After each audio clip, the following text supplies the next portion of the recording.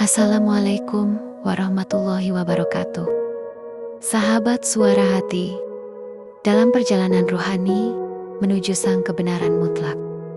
Salat bukan sekadar perjumpaan yang dibatasi oleh denting jam atau ketetapan waktu. Bagi para pencari Tuhan, terdapat sebuah puncak pengabdian yang disebut salat daim.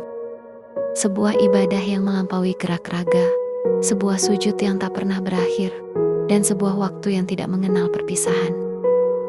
Salat daim adalah kondisi di mana rohani manusia menetap dalam hadirat Tuhan secara terus-menerus, mengubah setiap helai napas menjadi tasbih dan setiap detak jantung menjadi takbir.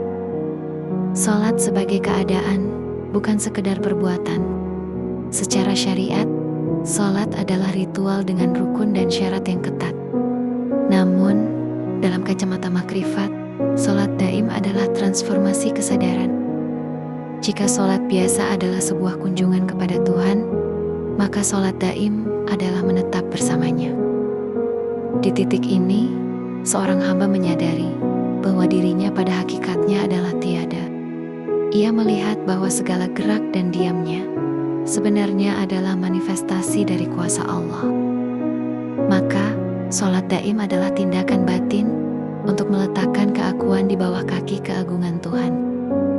Inilah makna sejati dari berdiri tegak, yaitu berdirinya kesadaran batin yang hanya menyaksikan wujud Allah, sehingga dunia di sekelilingnya menjadi bayang-bayang yang semu. Agar salat daim tetap tegak, diperlukan kesucian yang abadi, yakni wudhu hakiki. Berbeda dengan wudhu syariat yang menggunakan air. Wudhu ma'rifat dilakukan dengan air mata penyesalan dan cahaya kesadaran. Musuh utama dari wudhu ini bukanlah hadas fisik, melainkan kelalaian hati. Hati yang batal adalah hati yang berpaling dari Allah meski hanya sekejap, karena ia mulai memberikan ruang bagi selainnya untuk bertahta. Menjaga wudhu ini berarti melakukan penyaringan ketat pada pintu indera. Mata melihat namun tidak mengikat, telinga mendengar namun tidak menyimpan, dan pikiran melintas namun tidak menguasai.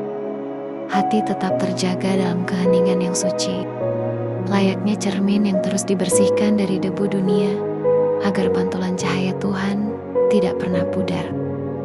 Makrifat hikmah tidak meninggalkan raga, melainkan menggunakannya sebagai kendaraan. Napas adalah jembatan paling rahasia antara alam materi dan alam ruh. Dalam salat daim, napas tidak lagi dibiarkan mengalir sia-sia. Setiap hembusan napas adalah kiblat bagi zikir. Saat nafas masuk, ia membawa kesadaran akan kasih sayang Tuhan yang menghidupkan. Dan saat nafas keluar, ia membawa penyerahan diri total atas segala dosa dan kelemahan.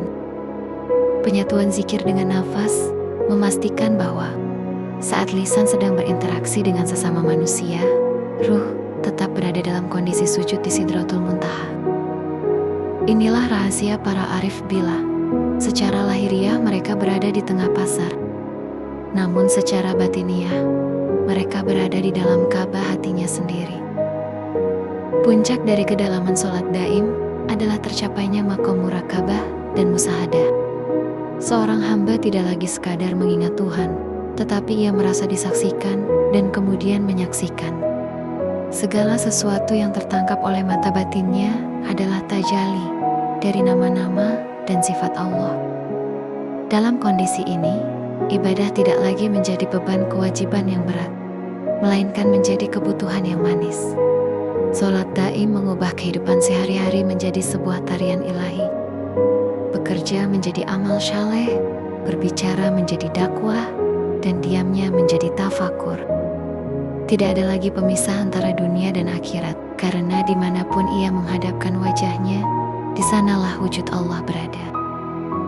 Pada akhirnya, salat daim secara hakikat ma'rifat adalah perjalanan untuk menjadi salat.